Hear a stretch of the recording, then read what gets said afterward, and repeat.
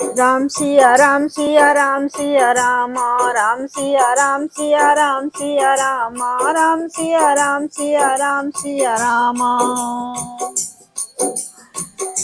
तुलसी की रामायण अयोध्या कांड, दोहा नंबर 190। आइए यहाँ से पाठ का प्रारंभ करती हूँ। सब लोग ध्यान पूर्वक सुने। हनुमान जी विराज रहे हैं। जहाँ श्री राम कथा होती है वहाँ हनुमान जी आकर के विराजते हैं। तो हनुमान जी विराज रहे हैं। मनोजवम मारुति तुल्य वेगम जितेन्द्रियं बुद्धिमतां वरिष्ठं वातात्मजं वानरयूथ मुख्यं श्रीरामदूतं शरणं प्रपद्ये। श्रीरामदूतं शरणं प्रपद्ये। विगत विषाद निषाद पति सबई बढ़ाई उछाहु, सुमिर राम मांग्यो तुरत तरकस धनुष सुनाहु। राम सिया राम सिया राम सिया रामा, राम सिया राम सिया राम सिया रामा। इस प्रकार श्री रामचंद्र जी के लिए प्राण समर्पण का निश्चय करके निषाद राज विषाद से रहित हो गया और सबका उत्साह बढ़ाकर तथा श्री रामचंद्र जी का स्मरण करके उसने तुरंत ही तरकस धनुष और कवच मांगा और अपने घर से उठाया। कथा है, प्रसंग है वहां की। जब श्री भरत जी गंगा के किनारे पहुंचे तो निषाद राज को संदेह हुआ कि भरत जी कहीं श्री राम से युद्ध करने तो नहीं जा रहे हैं। यदि वे श्री राम से युद्ध करने जा रहे हैं इतनी बड़ी सेना लेकर, तो मैं पहले उनसे यहीं पर युद्ध कर लेता हूँ। श्री राम का नाम लेकर के मेरे जीते जी श्री राम से कोई युद्ध करने के लिए नहीं जा सकता, इसलिए मैं सर्वप्रथम इनसे युद्ध करूंगा। तभी यदि मैं नहीं रहा भगवान के कार्य में, इन्होंने हमें मार दिया, तभी ये आगे बढ़ पाएंगे। निषाद राज ने इस तरह से अपने मन में विचार किया और अपना सारा अस्त्र शस्त्र मांग करके अपने घर से उठाया और अपने शरीर पे सुसज्जित हो गया।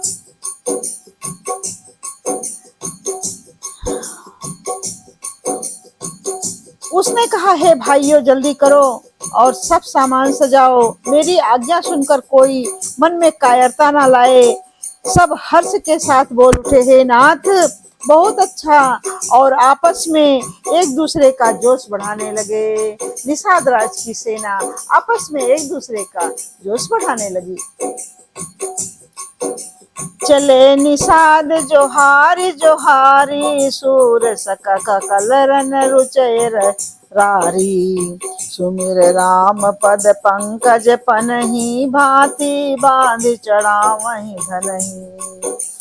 निषाद राज को जोहार कर करके सब निषाद चले। सभी बड़े शूरवीर हैं और संग्राम में लड़ना उन्हें बहुत अच्छा लगता है। श्री रामचंद्र जी के चरण कमलों की जूतियों का स्मरण करके उन्होंने भाथियां, छोटे छोटे तरखस बांधकर धनुहियों, छोटे छोटे धनुषों पर प्रत्यंचा चढ़ाई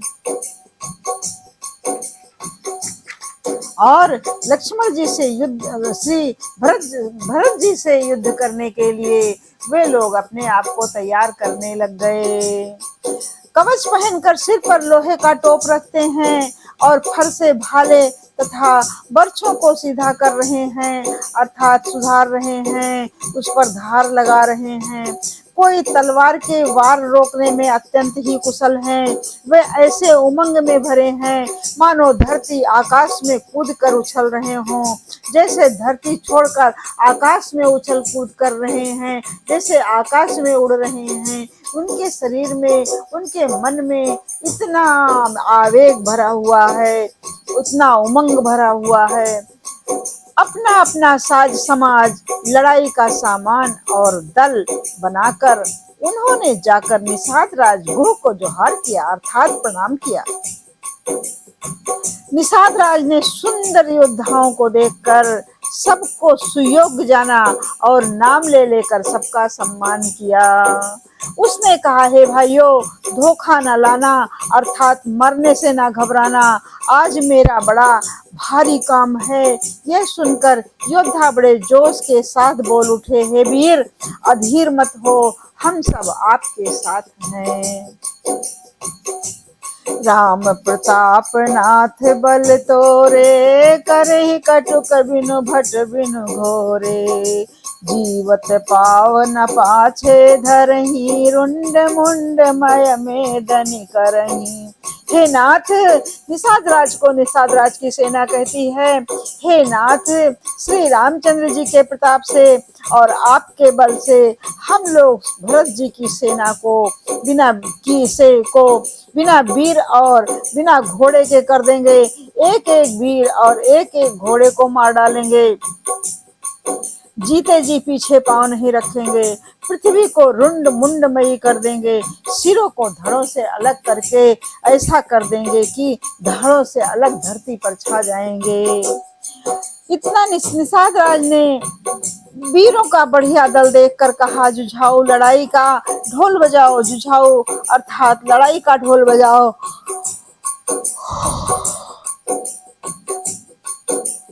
इतना कहते ही बाईं ओर से छींक हुई। शकुन विचारने वालों ने कहा कि खेत सुंदर है, जीत होगी। इसलिए सबने सगुन विचारा और सबने कहा कि अच्छा है, तुम्हारी जीत होगी। एक बूढ़े ने सगुन विचार कर कहा, भरत से मिल लीजिए, उनसे लड़ाई नहीं होगी। भरत श्री रामचंद्र जी को मनाने जा रहे हैं। सगुन ऐसा कह रहा है कि विरोध नहीं है, मगर भरत श्री रामचंद्र जी को अपने घर वालों परिवार के साथ पूर्ववासियों के साथ मनाने जा रहे हैं। शकुन ऐसा कहता है कि लड़ाई युद्ध नहीं होगी, वह श्री राम से युद्ध करने नहीं जा रहे हैं। वह श्री राम जी को हाथ जोड़कर विनती करके अपने परिवारजनों के साथ, अपने ग्राम वासियों के साथ वापस लाने जा रहे हैं। यह सुनकर निषाद राज ने कहा, बूढ़ा ठीक कह रहा है। जल्दी में बिना विचारे कोई काम करके मूर्ख लोग पछताते हैं। इसलिए भरत जी का शील स्वभाव बिना समझे और बिना जाने युद्ध करने में हित की बहुत बड़ी हानि है, इसलिए युद्ध नहीं करना चाहिए।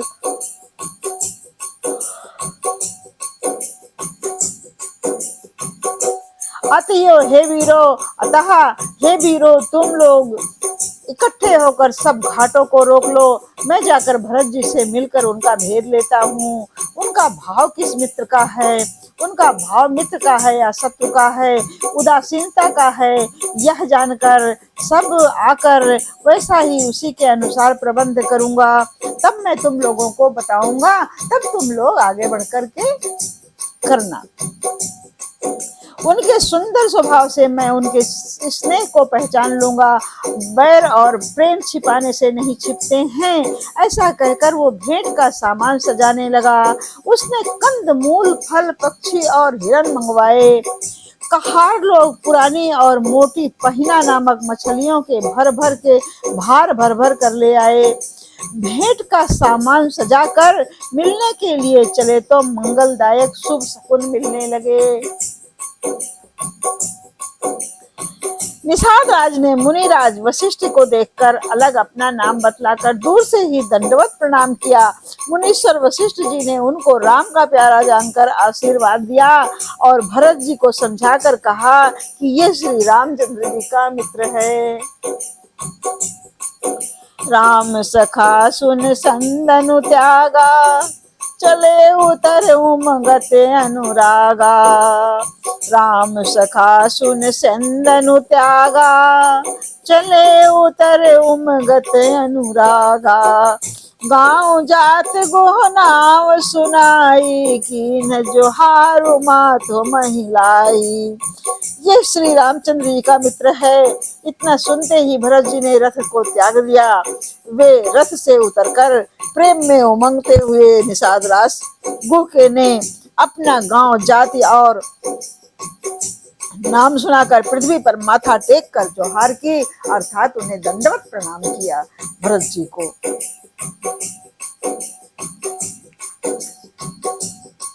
दंडवत करते देख भरत जी ने उठाकर उनको छाती से लगा लिया। हृदय में प्रेम समाता नहीं है, मानो स्वयं लक्ष्मण जी से भेंट हो गई हो। भरत जी गुह को अत्यंत प्रेम से गले लगा रहे हैं। प्रेम की रीति को सब लोग सिहा रहे हैं, सब उसकी सराहना करते हैं, भांति भांति से सराहना कर रहे हैं, ईर्ष्या पूर्वक प्रशंसा कर रहे हैं। मंगल की मूल धन्य धन्य की ध्वनि करके देवता उनकी सराहना करते हुए फूल बरसा रहे हैं।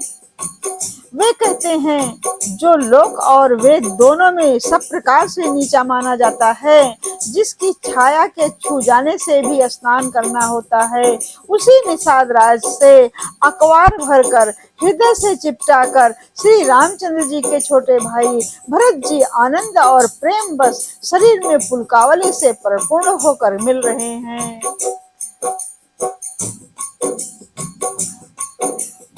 जो लोग राम राम कहकर जम्हाई लेते हैं, अर्थात आलस्य से भी जिनके मुंह से राम का नाम उच्चारण हो जाता है, पापों के समूह कोई भी पाप उनके सामने नहीं आते हैं। फिर इस गुह को तो स्वयं श्री राम जी ने हृदय से लगा लिया और कुल समेत इसे जगत पावन, जगत का पवित्र करने वाला बना दिया।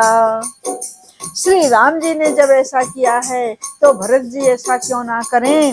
राम राम कहिजे जमुआही, राम राम कहिजे जमुआही, तिनहि पाप पुंज सम नाही। राम राम कहिजे जमुआही, तिनहि पाप पुंज समुआही। यह तो राम लाए उर लीन्हा, यह तो राम लाए उर लीन्हा, कुल समेत जग पावन कीन्हा। यह तो राम लाए उर लीन्हा, कुल समेत जग पावन कीन्हा। इसको तो श्री राम ने ही अपने हृदय से लगा लिया और इसके कुल समेत सबको पावन बना दिया। यह निषाद राज पावन हो गया, ये कोई अछूत नहीं है, इसको छूने का कोई भेद नहीं है। इस तरह से श्री राम ने इसके साथ व्यवहार किया। कर्मनाशा नदी का जल गंगा जी में पड़ जाता है, अर्थात मिल जाता है, तब कहिए उसे कौन सिर पर धारण नहीं करता। कर्मनाशा एक इस प्रकार की नदी है जिसमें जिसको कहा गया उसका नाम है कर्मनाशा। कर्मनाशा नदी में स्नान करने से सारे कर्म नष्ट हो जाते हैं, सारे पुण्य कर्म नष्ट हो जाते हैं, इसलिए उस नदी का नाम है कर्मनाशा। तो कर्मनाशा नदी का जल यदि गंगा जी में पड़ जाता है तब कहिए उसे सिर पर कौन धारण नहीं करता। सब उसे गंगा जल समझकर सिर पर धारण करते हैं और उसमें स्नान करते हैं और उसका जल पान करते हैं। जगत जानता है कि उल्टा नाम मरा मरा जपते जपते वाल्मीकि जी ब्रह्म के समान हो गए। सभी को मालूम है कि वाल्मीकि जी श्री राम का नाम जपते थे। वाल्मीकि जी एक लुटेरे थे, उनको ऋषियों ने, सप्त ऋषियों ने उनको बताया कि तुम राम राम का जप किया करो, तुम्हारा सारा कर्म दुष्कर्म नष्ट हो जाएगा और तुम्हें श्री राम मिल जाएंगे। तो वाल्मीकि से राम राम नहीं आया तो वाल्मीकि ने मरा मरा का जप किया। मरा मरा का जप करते करते मित्रों एक बार आप भी करके देखिए। मरा मरा मरा मरा मरा मरा करते करते, मरा मरा करते करते राम राम आ जाता है। मरा मरा मरा मरा राम राम राम राम राम राम राम राम राम राम राम राम राम राम करते करते वाल्मीकि जी एक दिन ऋषि बन गए। लुटेरे थे वाल्मीकि जी, लुटेरे से एक दिन ऋषि बन गए। वाल्मीकि ऋषि कहलाने लग गए। वाल्मीकि जी ब्रह्म के समान हो गए। मूर्ख और पामर, चांडाल, सबर, खस, यवन, कोल और किरात भी राम नाम कहते ही परम पवित्र और त्रिभुवन में विख्यात हो जाते हैं। तो हे मित्रों, राम राम सुंदर करतारी, संशय बिहग उड़ावन हारी। सिय राम मैं सब जग जानी, करऊं प्रणाम जोर जुग पानी। राम सिया राम सिया राम सिया रामा, राम सिया राम सिया राम जय जय रामा। इतने में कोई आश्चर्य, इसमें कोई भी आश्चर्य नहीं है। युग युगांतर से यही रीति चली आई है। श्री रघुनाथ जी ने किसको बड़ाई नहीं दी है। इस प्रकार देवता श्री राम नाम की महिमा कह रहे हैं और उसे सुन सुनकर अयोध्या के लोग सुख पा रहे हैं। श्री राम सखा निषाद राज से प्रेम के साथ मिलकर भरत जी ने कुशल मंगल और क्षेम पूछी। भरत जी का शील और प्रेम देखकर निषाद उस समय विदेह हो गया, जैसे वो अपना तन मन सब कुछ भूल गया। इतना रोमांचित हो गया, इतना उसका मन प्रफुल्लित हो गया, प्रेम मुग्ध होकर देह की सुध भूल गया, अर्थात विदेह हो गया। उसके मन में संकोच, प्रेम और आनंद इतना बढ़ गया कि वो खड़ा खड़ा एक टकटकी लगा करके भरत जी को देखता रहा। फिर धीरज धरकर भरत जी के चरणों की वंदना करके प्रेम के साथ हाथ जोड़कर विनती करने लगा। हे प्रभु, कुशल के मूल आपके श्री चरण कमलों के दर्शन कर मैंने तीनों कालों में अपना कुशल जान लिया। अब आपके परम अनुग्रह से करोड़ों कुलों पीढ़ियों तथा सहित मेरा मंगल कल्याण हो गया है। जय सिया राम, राम जय सिया राम। मेरी करतूत और कुल को समझकर और प्रभु श्री रामचंद्र जी की महिमा को मन में देखकर